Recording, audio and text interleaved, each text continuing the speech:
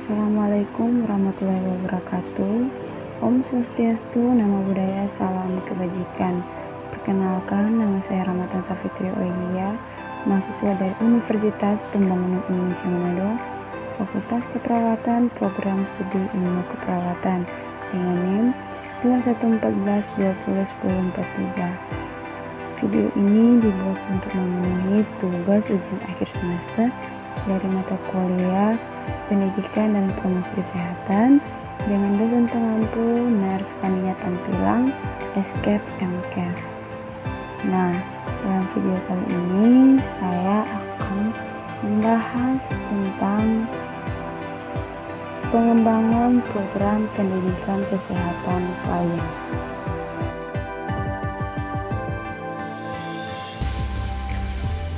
Di sini yang akan kita bahas terlebih dahulu yaitu identifikasi kebutuhan belajar klien.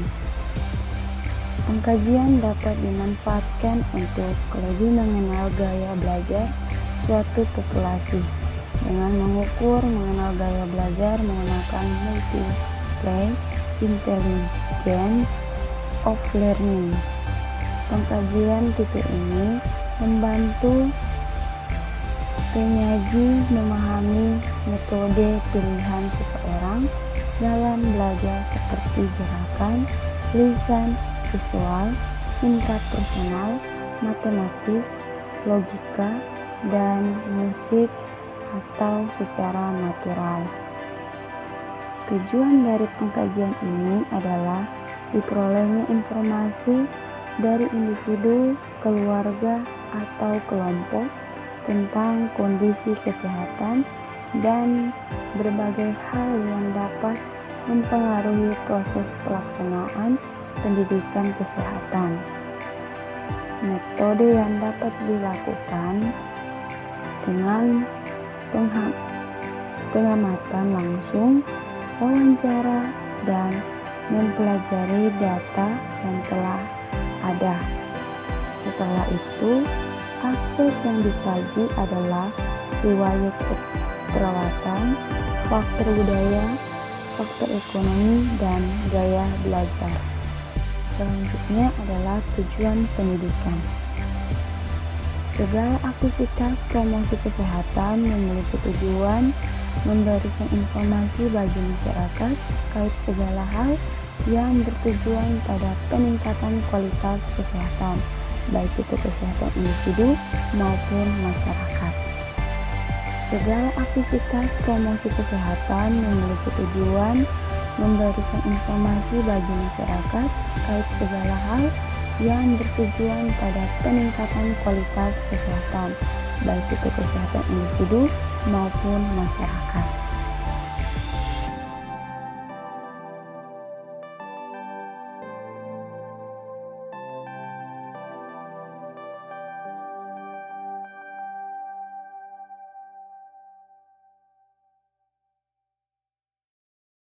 Nah, selanjutnya adalah prinsip, metode, teknik, dan strategi pendidikan. Terbagi menjadi 7 bagian, yaitu pertama, prinsip, perhatian, dan motivasi. Nah, dalam proses pembelajaran, perhatian memiliki peranan yang sangat penting sebagai langkah awal dalam memicu aktivitas belajar. Motivasi berhubungan erat dengan minat. Siswa yang memiliki minat lebih tinggi pada suatu mata pelajaran cenderung lebih memiliki perhatian yang lebih terhadap mata pelajaran tersebut, akan menimbulkan motivasi yang lebih tinggi dalam belajar.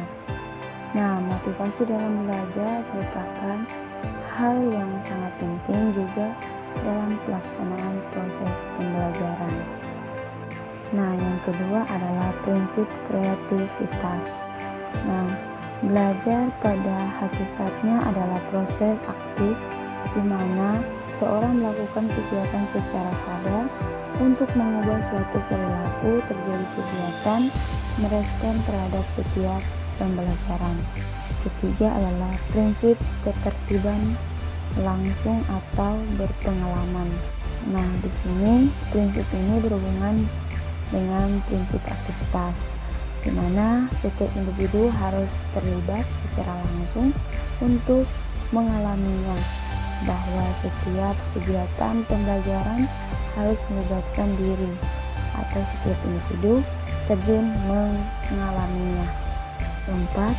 Prinsip pengulangan. Nah, teori ini dapat dijadikan sebagai petunjuk pentingnya prinsip pengulangan dalam belajar. Antara lain bisa dicermati dari dalil-dalil belajar yang dikemukakan oleh Edward L. Thorndike 1974 sampai 1949 tentang law of learning, yaitu law of effect, law of excite, and law of radius. Kelima ini adalah prinsip tantangan, yaitu implikasi lain adanya bahan belajar yang dikemas dalam suatu kondisi yang menantang, seperti mengandung masalah yang perlu dipecahkan.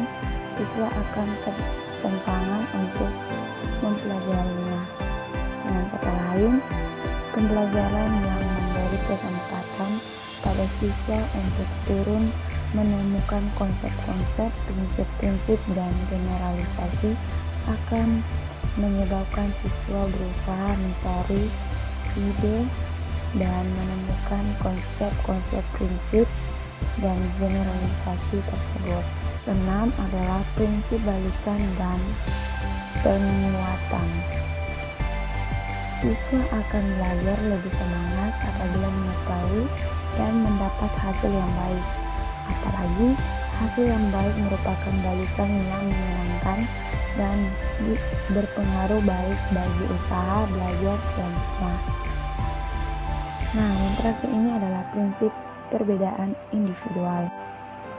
Nah, perbedaan individual dalam belajar yaitu bahwa proses belajar yang terjadi pada setiap individu berbeda satu dengan yang lain, baik secara fisik maupun psikis. Untuk itu, dalam proses pembelajaran mengandung implikasi bahwa setiap siswa harus dibantu untuk memahami kekuatan dan kelemahan dirinya, dan selanjutnya mendapat perilaku dan pelayanan sesuai dengan kemampuan dan kebutuhan siswa itu sendiri. Selanjutnya kita masuk pada metode pembelajaran. Nah, pertama adalah metode pendidikan individual atau perorangan.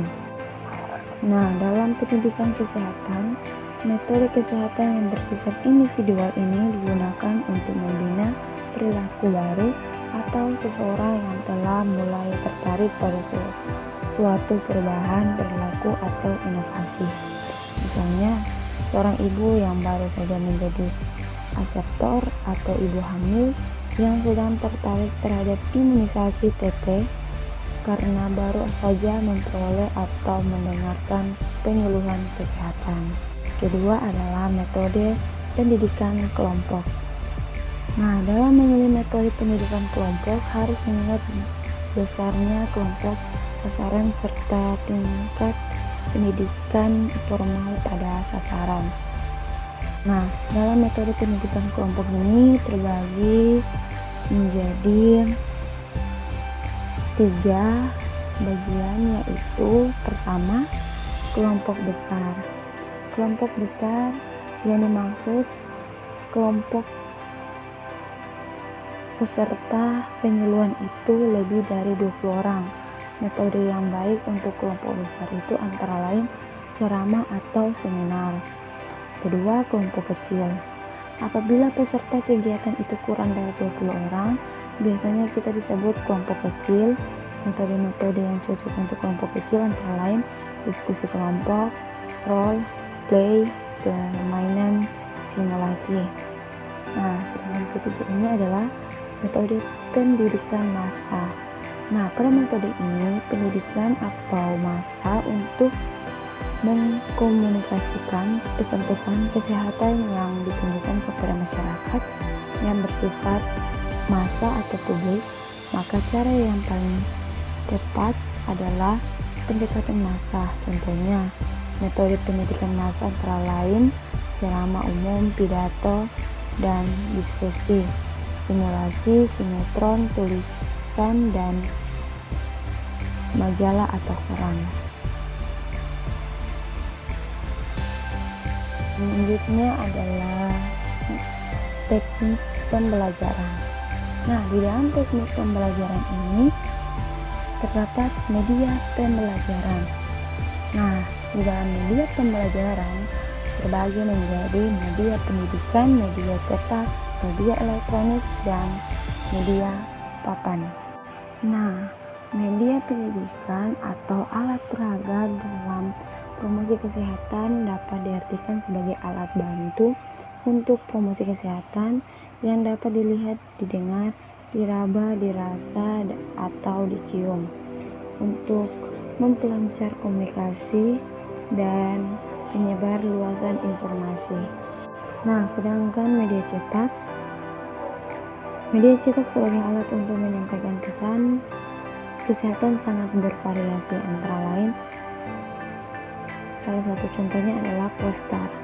Kedua adalah media elektronik, di mana media elektronik ini adalah sebagai sarana untuk menyampaikan pesan atau informasi kesehatan dan jenisnya berbeda-beda, antara lain televisi, radio, video, slide, film, strip.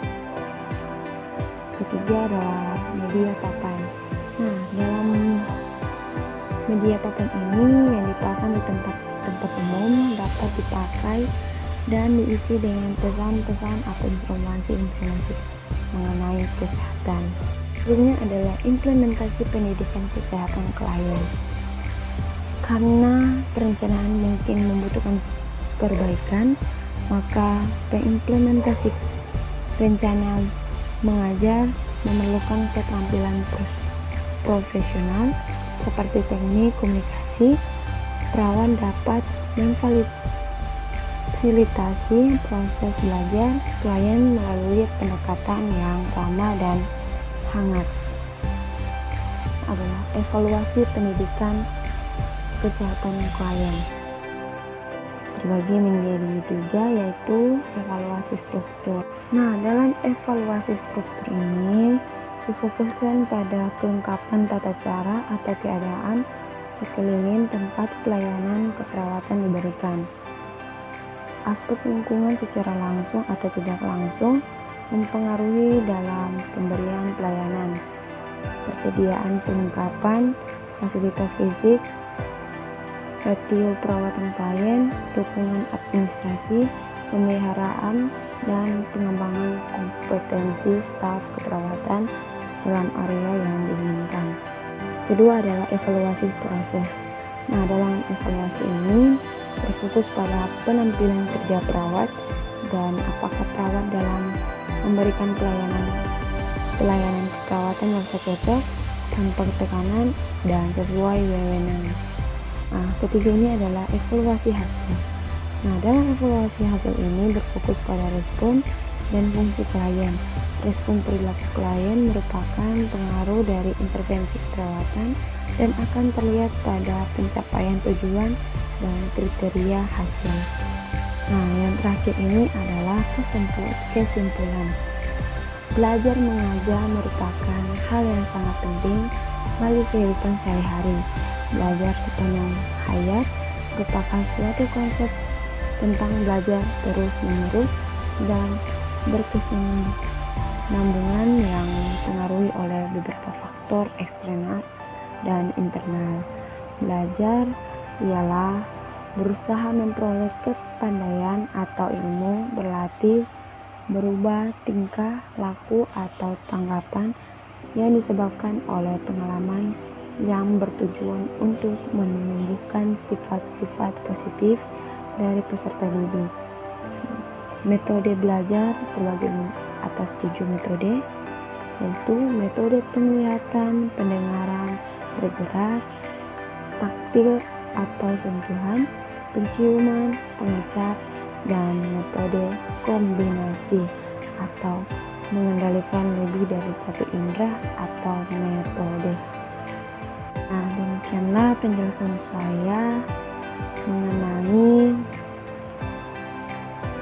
pengembangan program pendidikan kesehatan klien.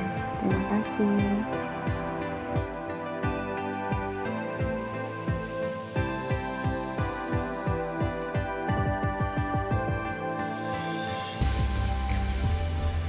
Universitas Pemuda Indonesia Manado merupakan salah satu kampus swasta di Sulawesi Utara. Kampus ini memiliki 6 fakultas dengan 8 program studi. Universitas ini terletak di Jalan Walter Muhisidi, lingkungan Dua Bahu, Kota Manado, Provinsi Sulawesi Utara. Wujudkan cita-cita dan impian kalian bersama kami di Universitas Pemuda Indonesia Manado.